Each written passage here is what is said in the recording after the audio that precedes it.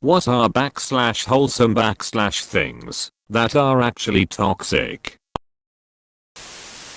Teachers giving up their sick days for some other teacher can have days off for cancer treatments. Not just teachers, I work at a hospital and frequently get emails asking me to donate my sick time to other staff. It doesn't just happen with teachers either. I worked in data input for a hotel chain, and one of my coworkers had a daughter who was murdered on campus. Got lots of media coverage, even Newsweek reported on it. Instead of giving the mother time off to grieve, we all received an email guilt-tripping us into giving our sick vacation days to her. I thought it was really tacky of the company. Family vlogging. IDK, how they get the guts to film in public like that. Case in point, the Balina family. The mom was looking for a specific picture she'd posted of one of the kids a few years ago, and there were more than a few fans who came forward and shared it with her. Weird to be saving pictures of children who aren't your own. Toxic positivity. Like when someone's having a really hard time and you tell them to stay positive or try to look at the bright side. Fuck you, Jenny. My grandma died. My dad saw a bloke nearly die from doing this. He told a man to cheer up, who was on his way to collect his wife's body. I hate toxic positivity so much. If I'm upset and telling someone a problem I'm having, one of the most annoying things for me personally is when they try to spin it to make it seem like it's not a big deal or everything's okay. Like fuck, it's not a challenge for you to make me feel better in that moment. Just shut up and let me vent for a minute. More often than not, I'd rather have someone say, yeah, you know what? You're right. That is bullshit, than try to put some positive spin on it. Proposing in front of a crowd puts a lot of pressure on the person being proposed to. It's fine, only if said partner was already expecting a proposal, and if they stated that they are okay with such a proposal. Everything else might as well be manipulation. And things could go bad. I can't remember how long ago it was, maybe 5 years. There was a story and video that came out about a woman who neglected her baby when her BF proposed to her in a mall. She was clearly busy trying to do something with the baby on top of the stroller, and he decided to try and make a romantic gesture or something by grabbing a fucking mic and proposing to her. She was frozen because it was so out of character, and then when the baby fell, you could tell how awful she felt. Like everybody is watching them because her stupid boyfriend's got a mic. So now they just all saw her neglect her baby and let him fall off the stroller. I feel so bad for her.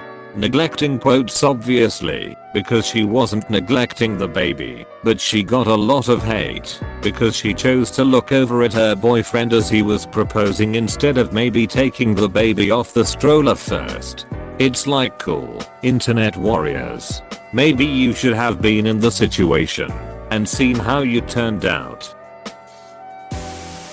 All those fake animal rescue videos on it. Exactly. I once saw one where the person put baby ducks inside oil in which the ducklings were all covered with it, and they couldn't move. Then she rescued those ducks. Shame. I came here to point this one out. The evidence is all over the place.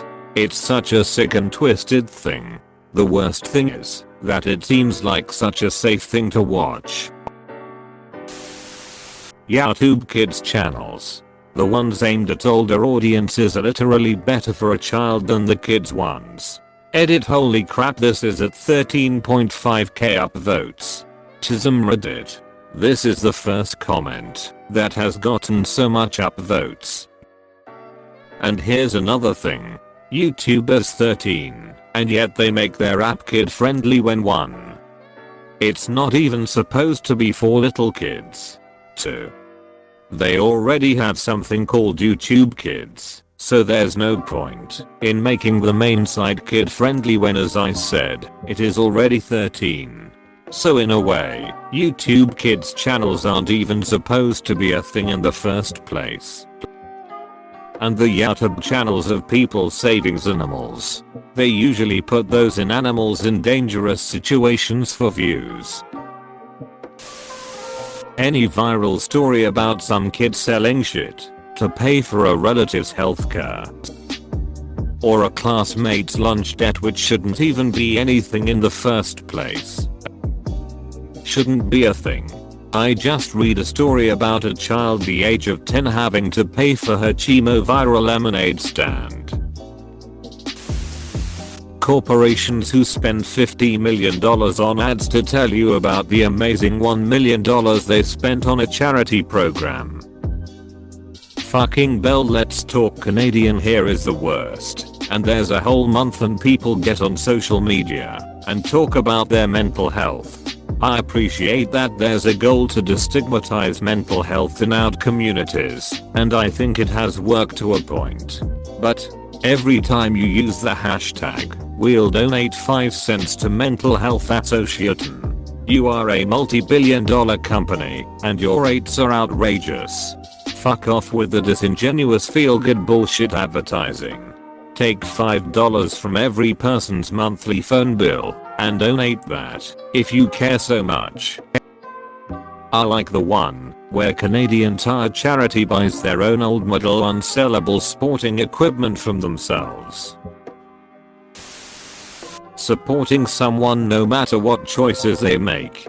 You can love someone to the ends of the earth. That doesn't mean they will 100% be right all of the time, no matter how much you love or admire them. Edit obligatory first award, thank you, stranger. Sometimes supporting someone means telling them they're being a fucking idiot. I disagreed with my boyfriend on his handling of a family thing a few weeks ago. He told me, I feel like you're not on my side. He said it in a calm, assuring me feelings way, not in an accusatory way. To be fair to him, I had to reply, I'm always on your side, 100%. But sometimes being on your side means pointing out things you missed, or asking you to see things from another path. Because that's my truth, no one is always going to be right. That doesn't mean I don't support you.